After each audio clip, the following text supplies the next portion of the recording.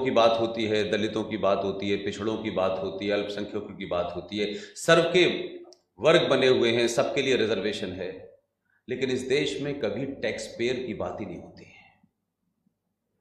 कि जो टैक्स देता है उसको बदले में क्या मिलता है, और जो टैक्स नहीं देता है वो इस देश को और राष्ट्र को क्या देता है। तो सिर्फ ये सोच करके कि आपने टैक्स दे दिया है, सरकार ने टैक्स बढ़ा दिया है तो भी आपने दे दिया है, कम कर दिया है तो भी आपने दे दिया है, लेकिन इस सब के बावजूद भी इस भारत को पिछले 70 सालों में जहां खड़ा होना था वहां नहीं हो पाया।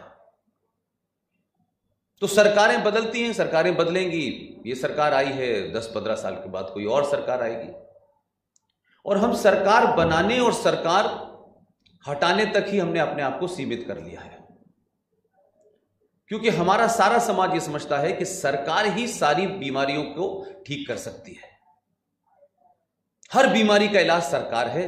हम ये शायद ऐसे राष्ट्र हैं जो ये समझते हैं, इसलिए छोटी से छोटी बात, बड़ी से बड़ी बात के लिए सरकार को दोषी ठहराते हैं। हमारी उसमें क्या भूमिका होनी चाहिए और उस भूमिका में हमें कितना एग्रेसिव रोल प्ले करना चाहिए, इस पे कभी हम चर्चा नहीं करते हैं।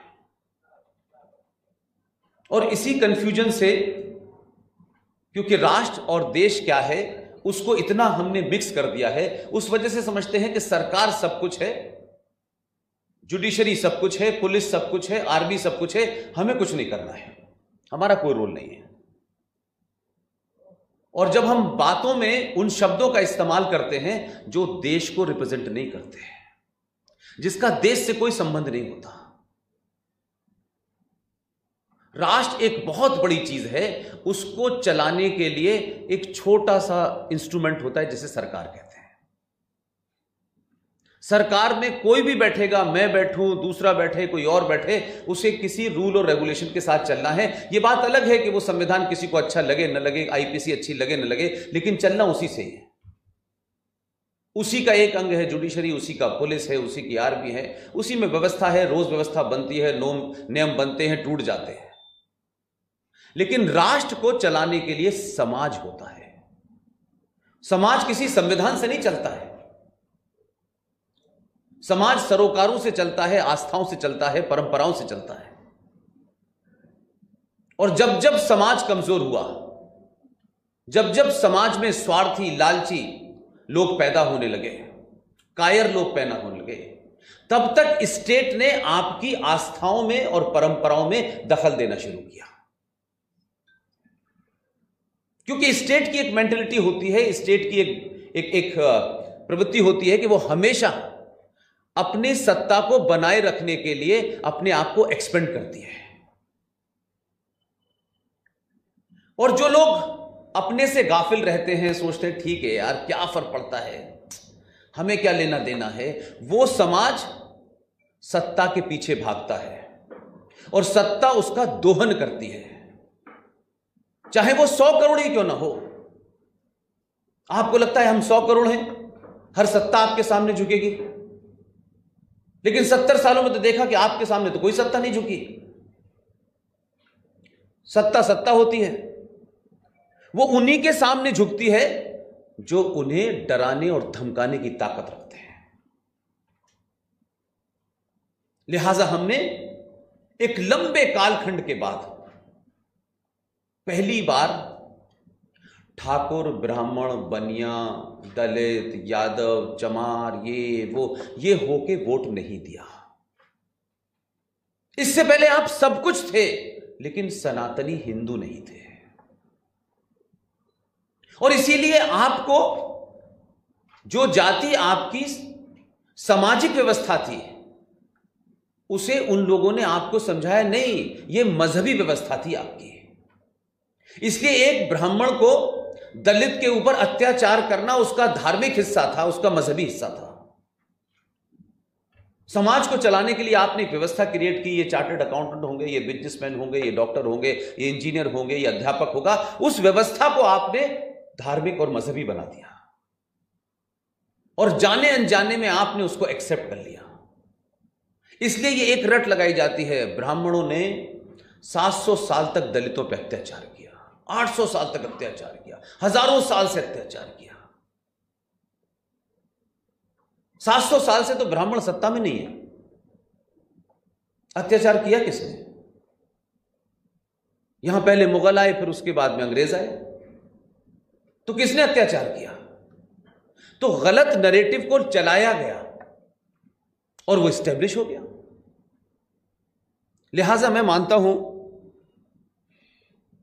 कि अगर 2014 में भारत के लोगों को यह बोध हो गया था कि अब हमारे पास एक होने के अलावा कोई दूसरा रास्ता नहीं है, और हम ये छोटे छोटे उसमें जो बटे हुए हैं, अगर हमने इस मिथ को नहीं तोड़ा तो शायद हम, जिसे हम भारत राष्ट्र कहते हैं, जिस तरीके से आपको यह भारत नजर आता है, भारत आज भी 40 से 50 टुकड़ों में बटा हुआ है। वो आपको दिखता है क्योंकि टूटता हुआ नजर नहीं आता आपको। अंदर के तौर पे भारत कितना टूटा हुआ है, इसकी जिम्मेदारी हमने सरकार को दे रखी है। सरकार देश नहीं जोड़ सकती क्योंकि हम अपनी जिम्मेदारी पूरी करना नहीं चाहते। 47 में आपने देश बटा, जिन हालातों में बटा, वही गलती आपने नेक्स्ट सेकंड से शुरू कर दी है।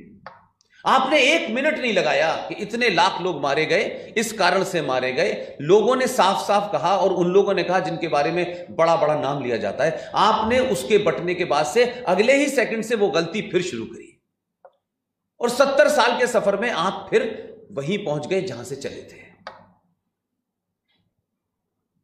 अब अंग्रेज है नहीं, तो अब आप नए नए एजेंडे क्या निकालते हैं कि जिस बीमारी का इलाज आपको ऑपरेशन करके करना है, सर्जरी करनी है, आप सर्जरी नहीं करना चाहते। आप यथास्थिति बनाए रख के उनके साथ कोई कंप्रोमाइज करने की बात करते हैं। वो 1400 साल पहले जहां से निकले हैं, पूरी दुनिया में फैले हैं, किसी से कंप्रोमाइज नहीं किया उन्होंने आज तक। कोई हजारों साल पुरानी कहानी नहीं है ईरान की। सिर्फ 5000 लोग आए थे ईरान में, 5000 लोग, पूरा देश बदल दिया उन्होंने। पारसियों का पता नहीं है। और 47 के बाद आपकी चुप्पी ने 1990 होने दिया। स्वार्थी नेताओं ने मुंह नहीं खोला। कोई पॉलिटिकल डिस्कोर्स में यह बात ही नहीं आती, हम आम चर्चा में यह बात ही नहीं करते कि आखिर जो कश्मीर में हुआ, जो बंगाल में कल हो रहा है, जो केरल में हो रहा है, जो आजमगढ़ में हो रहा है, जो रामपुर में हो रहा है, जो मेवात में हो रहा है, जो हरियाणा में बीजेपी की सरकार है वहां हो रहा है। इसलिए मैंने कहा सरकारों और पार्टियों के बीच में आप रहेंगे तो आप सच नहीं बोल पाएंगे। इस पार्टी से मेरा संबंध है तो इससे नहीं बोलूंगा, उस पार्टी से उनका संबंध नहीं है। पार्टी बहुत छोटी चीज है राष्ट्र के सामने, बहुत छोटी चीज है। हरियाणा के अंदर